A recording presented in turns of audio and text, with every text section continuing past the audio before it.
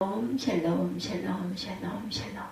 하나님 사랑합니다. 여러분 주 안에서 사랑합니다. 시편 100편 1절에서 5절 우리가 주께 감사해야 할 이유, 이런 제목. 감사하시죠. 온 땅이여 야훼께 즐거운 찬송을 부를지어다. 또한 2절에 기쁨으로 야훼를 섬기며 노래하며 그의 앞에 나아갈지어다. 야훼 우리 하나님이신 줄 너희는 알지어다. 그는 우리를 지으시며 우리는 그의 것이니 그의 백성이요 그의 기르시는 양이로다. 감사함으로 그의 문에 들어가며 찬송함으로 그의 궁전에 들어가서 그에게 감사하며 그의 이름을 송축할지어다. 야훼는 선하시니 그의 인자하심이 영원하고 그의 성실하심이 대대에 이르리로다. 아멘.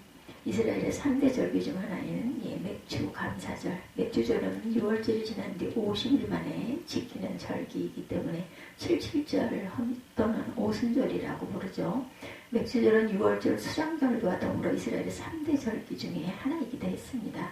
출애굽기 34장 21절에서 24절을 읽어봅니다. 너는 엿새 동안 일하고 제7일에는 쉴지니 밭갈 때나 거둘 때에도 쉴지며 77절 곧 맥주의 초실절을 지키고 가을에는 수장절을 지키라. 너희 모든 남자는 매년 3번씩 주 야훼 이스라엘의 하나님 앞에 보일지라. 내가 열방을 내 앞에서 쫓아내고 내 지경을 넓히리니 내가 매년 3번씩 너희 여호와 너희 하나님께 보이러 올 때 아무 사람도 내 땅을 탐내어 엿보지 못하리라. 이 말씀으로 본데 이스라엘의 모든 남자들은 1년에 3차례씩 6월절과 맥주절과 수장절에 야훼 하나님께 나아가야 했던 것 같습니다. 무엇보다도 하나님께 감사하기 위함이었죠. 특히 맥주절은 여름축제로 보리와 밀을 수확한 것을 감사하는 절기였죠. 이스라엘 백성들은 광야 40년 동안 많은 고생을 하다 가나안 땅에 들어갑니다. 가나안 땅에 들어가서 자기 손으로 농사를 지어 처음 보리와 밀을 거두어 드렸을 때 그들의 기쁨은 이루 말할 수가 없었어요. 자신의 피땀으로 이룬 열매들을 바라볼 때 광야 40년 동안의 고생이 주마등처럼 스쳐 지나갔을 것입니다. 이렇게 이스라엘 백성들은 너무나 감격해서 첫 열매인 보리를 가루로 빻고 기름과 유황을 그 위에 얹어서 화제, 레위기 1장 13절에 보면 화제에 대해서 말씀하죠. 즉 불로 태워서 드리는 제사를 드렸어요. 온전한 헌신과 감사의 예배를 드리죠. 맥주 감사절을 맞아서 반년 동안 하나님께서 베풀어 주시는 은혜를 감사하며 거룩한 산제사를 드리는 것이죠. 감사의 시예요. 시편 100편은 제가 먼저 3대 절기, 감사의 절기를 말씀드렸습니다. 본문 말씀은 짧지만 많은 사람들부터 사랑을 받는 시로 흔히 감사의 시, 그리고 찬양이 이 찬양이 있죠. 100편은 사람들이 하나님께 감사하는 자리로 나오도록 부르는 부분과 왜 감사해야 하는지에 대한 이유를 말하는 부분으로 나뉘어 있어요. 먼저 1, 2절에 하나님께 감사하기 위하여 하나님의 백성들이 성전으로 나올 것을 말씀합니다. 야훼께 즐거이 부르라 이렇게 말씀하고 있죠. 즐거이 부른다는 표현은 하나님의 승리와 주권을 신뢰하며 기쁨의 소리를 외치라는 뜻입니다. 둘째로 2절 전반부에 보면 기쁨으로 야훼를 섬기며 즉 예배하라고 했고, 셋째로 2절 후반부에는 노래하면서 그 앞에 나아가라고 말씀했어요. 여호와의 시편 100편 기자는 하나님의 백성들이 성전으로 나아가 하나님을 예배하고 찬양하도록 부르고 있는 것입니다. 이제 4절에 보면 또다시 3개의 동사를 사용해서 하나님의 백성들을 성전으로 초대합니다. 먼저 감사함으로 구문에 들어가며 찬송함으로 그 궁전에 들어가는 명령이죠. 감사하는 마음으로 찬양을 부르면서 성전에 들어가는 것입니다. 그 다음에 하나님께 감사해라 말씀하고 있죠. 마지막으로 하나님의 이름을 송축하라고 또한 명령합니다. 그러면 하나님의 백성들이 왜 하나님 계신 성전으로 나아가 즐거이 노래 부르며 예배하며 감사해야 할까? 그 이유가 바로 3절과 5절에 나와 있습니다. 제일 먼저 3절 전반부를 봅니다. 야훼가 우리 하나님이신 줄 너희가 알지어다. 우리가 하나님께 감사 기쁨으로 찬양하며 나아가야 할 가장 큰 이유는 야훼가 우리 하나님이신 까닭이죠. 우주 만물을 만드시고 그 인생에 생사화복을 주장하시는 하나님이 우리 하나님인 까닭에 우리는 하나님께 감사해야 합니다. 하나님을 찬양하고 예배해야 하겠죠. 시편 100편을 영어 성경으로 자세히 읽어보면 야훼 하나님께서 우리를 위하여 하시는 일은 3가지로 시제되어 있습니다. 다시 말해서 하나님께서 우리를 위하여 과거에 하셨던 일과 현재 지금 하고 계시는 일 때문에 그리고 미래에 하실 일 때문에 우리는 하나님께 감사와 찬양과 예배를 드려야 마땅하다라는 것이죠. 첫째 3절 후반부에 하나님께서 우리를 지으신 분이기 때문에 감사해야 되겠다. 그는 우리를 지으신 자시요 하나님은 우주 만물뿐만 아니라 인간을 당신의 형상대로 지으신 분이십니다. 그러므로 우리는 하나님의 소유이죠. 하나님 앞에는 잘생기고 못생긴 사람이 없어요. 왜냐하면 우리 모두는 하나님이 만드신 아주 독특한 걸작품들이기 때문입니다. 어떤 분이 쓴 글을 읽어보니 우리 인체에 대해서 아주 흥미로운 보고가 있었어요. 우리 인간의 몸은 100조의 세포로 되어 있는데 매 분마다 3억만 개의 세포가 죽어간다고 그래요. 우리의 두뇌는 1000억 개의 신경세포를 가지고 있는데 우리 피부의 각 1평방인치는 20피트 길이의 혈관들로 포함되어 있다고 합니다. 그래서 우리 몸의 끝머리에서 끝머리까지 우리 몸의 혈관 길이는 62,000마일이나 된다고 하죠. 우리 피가 이렇게 먼 거리를 왔다 갔다 하면서 순환하고 있다는 사실 놀랍지 않습니까? 상상이 안 됩니다. 근데 똑같은 피부의 1평방인치의 피부 위에는 평균 3,200만 개의 박테리아가 서식하고 있다고 그래요. 수많은 박테리아가 울거리는데도 우리는 죽지 않고 멀쩡하게 살아있고 또한 그것이 놀랍죠. 아무런 일이 일어나질 않아요. 그죠? 박테리아가 그렇게 많이 살고 있는데도 우리는 우리가 태어날 때부터 자라나지 않고 그대로 있지만 코와 귀는 키가 자라는 동안 계속해서 자라난다고 하네요. 그러므로 여러분이 현재 눈이 작다면 어머니 뱃속에서 나올 때부터 작았던 것입니다. 또한 매년 우리 몸 원자의 98%가 새로운 것으로 대체가 된다고 하네요. 마지막으로 여러분들이 재채기할 때 절대로 눈을 뜨는 법이 없고 우리의 신장 활동을 비롯한 일체 육체적 기능이 일시 정지가 된다고 합니다. 재채기할 때 여러분들은 잠시 죽어 있는 것이죠. 이와 같은 신비한 신체를 누가 만들었을까요? 하나님께서 지으셨다고 믿습니다. 인체를 해부하는 의학자들이나 생물학자들은 인체를 깊이 연구하면 연구할수록 인체의 신비에 놀라움을 금치 못한다고 합니다. 이러한 이와 같이 완벽한 신체를 창조주 하나님께서 지으시지 않으셨다면 불가능하다는 결론에 도달을 하죠. 그래서 의학자들이나 과학자들 가운데 아주 독실한 기독교 성도들이 많다는 것은 전혀 우연이 아닙니다.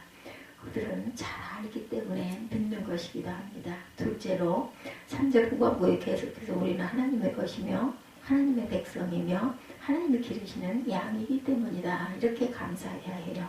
그래서 하나님께서 현재 우리에게 하시는 일입니다.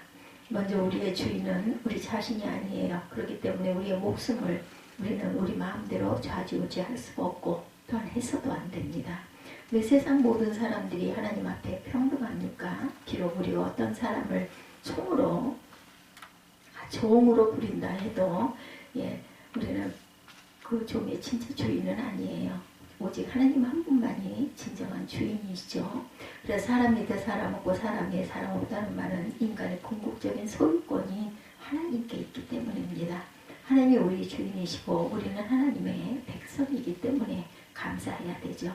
우리가 하나님께 감사해야 할 또 다른 이유는 하나님께서 우리의 목자가 되시고 우리는 하나님의 양이기 때문이죠. 목자는 양과 동고동락합니다. 양은 어리석기 때문에 한순간도 눈을 떼면 안 됩니다. 하나님은 우리의 목자가 되셔서 우리 일거수일투족을 다 지켜보시고 돌보시고 계시기 때문에 우리가 감사해야 되죠. 요한복음 10장 11절에서 예수님은 당신이 선한 목자가 되셔서 양들을 위하여 목숨까지 바친다 이렇게 말씀하셨어요. 그렇죠? 하나님이 우리를 죄악과 죽음에서 건지시기 위하여 당신의 외아들을 십자가에 못 박기까지 우리를 사랑하신 참 목자이십니다. 세계 전역에 흩어져 사는 인구 전체를 정확히 100명이 사는 마을로 축소할 경우 다음과 같은 비율이 나온다고 통계에 기록되어 있습니다. 100명 중에 57명은 아시아인들이고 21명은 유럽인들이고 14명은 서방 사람들 그리고 나머지 8명이 아프리카 사람들이 된다고 하네요. 그리고 여자들이 남자들보다 조금 많아서 52명, 남자들은 48명이 됩니다. 또한 윤명이 전 세계 재산의 59%를 차지한다고 그러네요. 80명이 수준 이하의 집에서 살고 70명이 책을 읽지 못하는 문맹인이며 50명이 만성적인 영양 부족에 시달리고 있다고 그래요. 그런데도 100명 중에 대학 교육을 받은 사람은 겨우 1명밖에 되지 않고 컴퓨터를 가진 사람 역시 1명이라고 합니다. 이런 통계 수치를 들을 때마다 우리는 얼마나 행복한 사람들인지 알 수 없죠. 수많은 사람들이 헐벗고 굶주리고 있는데 우리는 잘 먹고 잘 입고 잘 살고 있습니다. 그러므로 우리는 하나님께 감사해야 되죠. 선한 목자 되신 우리 하나님께서 오늘까지 우리로 잔잔한 물가로 쉴만한 초장으로 인도해 주신 것 또한 감사해야 합니다. 셋째로 5절에 보면 대저 여호와는 선하시니 그 인자심이 영원하고 그 성실하심이 대대에 미치기 때문이다. 이렇게 감사해야 합니다. 과거와 현재뿐 아니라 미래에도 하나님은 우리에게 은혜를 베푸실 것이죠. 태양이 어제도 떴고 오늘도 뜨고 내일도 뜰 것처럼 하나님은 미래에도 여전히 역사의 수레바퀴를 돌리실 것입니다. 제스터톤이라는 사람은 일찍 이런 말을 했어요. 우리가 태양이 빛나는 것을 아는 이유는 우리가 태양을 볼 수 있기 때문이 아니고 태양을 보는 순간 우리의 눈은 타버리고 말 것이다. 우리가 태양이 빛나는 것을 아는 이유는 모든 것을 밝히 볼 수 있기 때문이다. 이렇게 말했습니다. 우리가 하나님이 살아계신 것을 믿는 이유는 하나님을 직접 보았기 때문이 아니고 온갖 죄악과 슬픔과 고통이 가득 찬 세상 한가운데서도 하나님의 빛을 여전히 볼 수 있기 때문입니다. 앞으로 지구가 존재하는 한 하나님의 선하심과 인자하심과 성실하심이 영원 무궁토록 계속될 것입니다. 그래서 우리는 하나님께 감사해야 합니다. 고난중에 감사의 찬송시를 쓴 마틴 링카르트, 이제 말씀을 마치고 잠시 후에 찬송을 같이 부를 것인데 이 곡이 1644년에 작사된 마틴 링카르트, 독일의 30년 전쟁이라는 종교전쟁이 한창 진행될 때 섹소니 아일랜드구의 루터교 목사님이셨어요. 1637년 스웨덴 군대가 쳐들어왔을 때 1년 동안에 8,000명의 목숨을 잃었다고 그래요. 그래야 그는 4,000명 이상의 시신의 장례를 치러야만 했습니다. 또한 전쟁의 여파로 수많은 피난민들이 마을로 몰려들어서 결국 마을 안에 양식이 다 바닥이 납니다. 설상가상으로 흑사병까지 돌아서 숱한 사람들이 죽어 넘어갑니다. 그래서 어떤 날에는 링카르트가 50명의 장례를 하루에 다 마친 적도 있었다고 그래요. 링카르트가 하루는 그날도 숱한 시신들을 땅에 묻는 장례식을 치르고 힘신이 탈진한 상태에 빠집니다.